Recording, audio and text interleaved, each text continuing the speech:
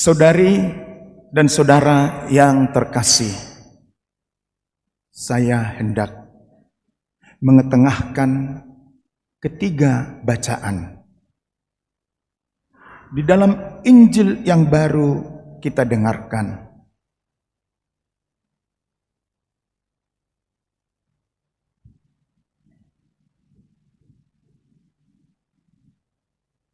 Di dalam Injil yang baru kita dengarkan, kita sebenarnya dapat mengerti Allah Tritunggal. Maka kalau mau tahu tentang Allah Tritunggal, pertama marilah kita membaca kitab suci, utamanya Injil Yohanes. Kata Yesus di dalam doanya, Bapa, berikanlah kepadaku kemuliaan yang telah aku miliki sebelum ada dunia. Saya ulangi kalimat ini. Bapa, berikanlah kepadaku kemuliaan yang telah kumiliki sebelum ada dunia. Dan itu membawa kita kepada pembukaan Yohanes. Yohanes berkata, pada awal mula ada firman. Firman itu ada pada Allah. Dan firman itu adalah Allah. Tidak ada yang dijadikan tanpa firman. Maka Yesus mengajarkan kepada kita tentang Allah Tritunggal dengan konsep itu. Tentu tidak sempurna dan tidak tuntas. Karena kita manusia terbatas. Dan Tuhan Allah tak terbatas. Jangan yang terbatas berusaha menyelesaikan yang tak terbatas. Itu Injil pada hari ini. Lalu bacaan kedua diambil dari surat ke-1 Petrus. Kata Petrus, dengarkan dengan baik. Jangan kamu menderita karena kecurangan, karena bohong, dan karena penipuan. Mungkin di Indonesia ditambahkan lagi minggu ini. Jangan kamu menderita dan dipenjarakan karena korupsi. Tetapi kalau kamu menderita karena Kristus, kamu diejek-ejek karena kamu pengikut Kristus, berbahagialah. Itu bacaan yang kedua. Dan bacaan yang ke-1 diambil dari Kisah Rasul bab 1. Sangat menarik. Saya ulangi dengan kata-kata sendiri. Setelah Yesus naik ke surga, mereka itu ke-11 rasul bersama beberapa perempuan dan Maria ibu Yesus naik ke ruang atas tempat mereka menumpang. Naik ke ruang atas tempat mereka menumpang.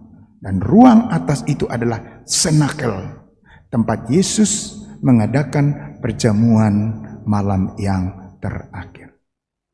Dengarkan ini dengan baik, saudara-saudari. Bayangkan laki-laki dan perempuan satu ruangan. Saya 3 kali ke ruang atas itu. Tidak ada kamar. Mirip-mirip aulalah sepertiga dari aula kita. Di situ laki-laki dan perempuan. Menurut adat Yahudi, laki-laki dan perempuan tidak boleh duduk bareng. Itu hukum Yahudi. Karena itulah juga dulu kita bergereja, lain tempat perempuan, lain tempat laki-laki. Benar? Dulu begitu ya. Sekarang tidak lagi. Berarti ada sesuatu yang istimewa dalam kelompok Kristen pertama itu. Mereka laki-laki, perempuan, ibu Yesus. Mereka orang yang sama-sama takut kepada orang-orang Yahudi. Mereka mengunci kamar itu. Yang akan kita dengar minggu depan, mereka keluar dari kamar itu. Tidak lagi takut, tetapi menjadi pemberani. Itu 3 bacaan yang didengar oleh orang Katolik di seluruh dunia. Maka dikaitkan dengan Hari Komunikasi Sosial Sedunia ke-57 tahun ini dengan tema mendengar, berbicara dari hati. Tajuk renungan kita ialah saling menjaga dan saling melindungi. Saling menjaga dan saling melindungi. Boleh kita ulang? Sekali lagi. Karena dampaknya lari nanti ke Facebook kita, ke Instagram kita, ke Twitter kita, dan ke WhatsApp kita masing-masing. Saling menjaga dan saling melindungi.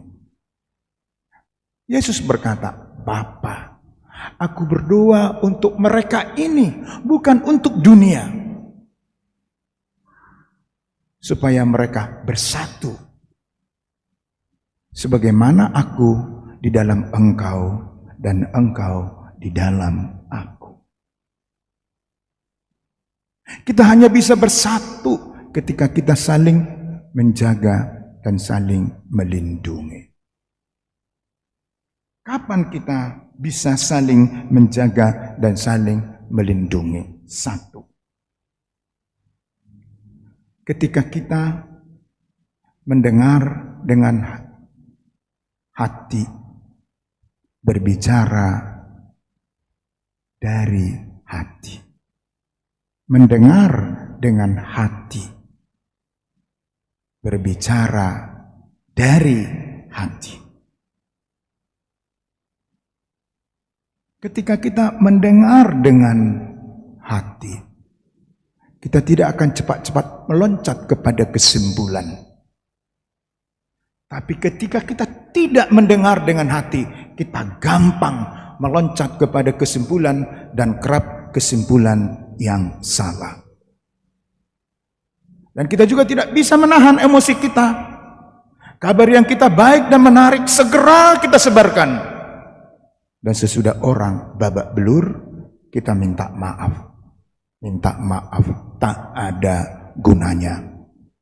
Kesalahan di masa lampau tak pernah bisa diperbaiki. Itu yang Sri Paus mengatakan. Kita lebih dulu mendengarkan, bukan dengan telinga, mendengarkan dengan hati. Baru berbicara dari hati. Kedua, kita saling menjaga dan saling melindungi ketika kita berani saling mengingatkan dan saling memudahkan. Saling mengingatkan dan saling memudahkan. Dan itu yang tidak bisa dibuktikan oleh medsos sekarang. Oleh Facebook. Sibuk pertarungan dengan caci maki di Facebook. Kata orang, saya tidak mempunyai Facebook. Tidak ada pengalaman. Pernah saya buka Instagram, tapi tak pernah saya kirim pesan. Yang saya kirim adalah WhatsApp. Tapi lihatlah, marilah kita cepat-cepat forward, share. Makin seronok, makin gila kita untuk share. Dan tambah lagi, kalau kita pandang musuh kita lagi dikritik, kita ikut ramai-ramai. Kata Paus, dengarkan dengan hati, bicara dari hati. Kata para rasul pertama, sehati, sejiwa berdoa. Laki-laki menghormati perempuan di kamar, di ruangan tanpa kamar itu.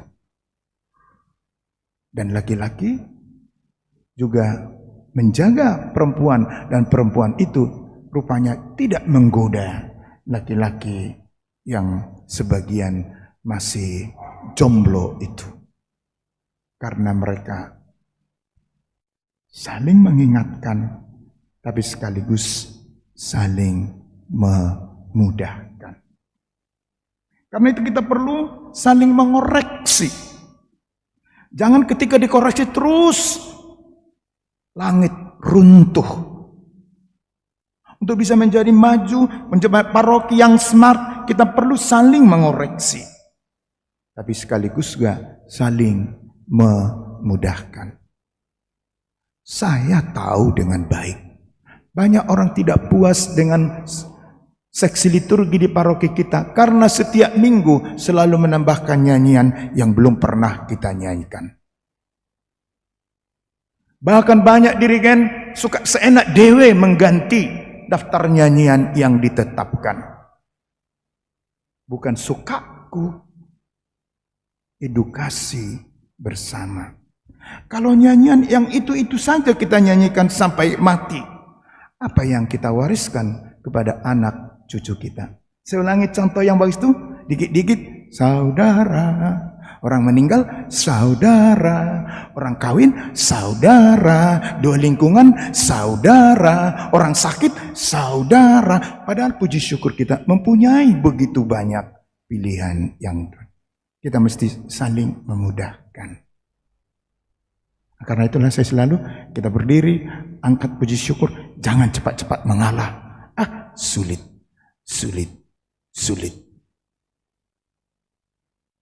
Anak-anak kita kalau lulus karena kopean dan karena joki, itu memalukan.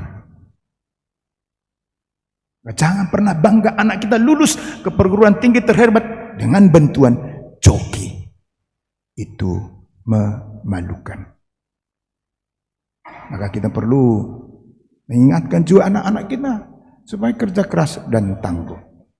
Ketiga, bagaimana kita saling menjaga dan saling melindungi? Pelan-pelan saya sebutkan. Sanggup melihat lewat yang tidak nampak. Saya ulangi. Sanggup melihat melampaui apa yang kelihatan. Dan sanggup mengatasi suara yang tak jelas. Dan membungkam cerita busuk. Membungkam cerita busuk. Bukan menyebarkan cerita busuk. Kita mesti belajar dari Adam dan Hawa. Tuhan sudah berkata kepada Adam dan Hawa, Adam dan Hawa, segala pohon, buah pohon di taman ini boleh engkau makan. Tetapi buah pohon pengetahuan yang baik dan buruk itu jangan kau sentuh. Itulah cerita baik. Lalu datang cerita buruk dan cerita busuk dari ular itu. Enggak kok, makanlah, makanlah. Dan kamu akan seperti Tuhan Allah. Hawa termakan cerita busuk dari ular. Dan Adam termakan oleh godaan Hawa. Kita mesti mampu membungkam cerita-cerita busuk tentang siapapun dan tentang apapun. Yang kita punya, kita perbaiki. Ketika kita berhadapan dengan cerita busuk, kita bungkam. Kalau kita tidak sanggup membungkam, diam saja. Saling menjaga dan saling melindungi. Karena itu perlu mendengarkan dengan hati berbicara dari hati. Deo gratias.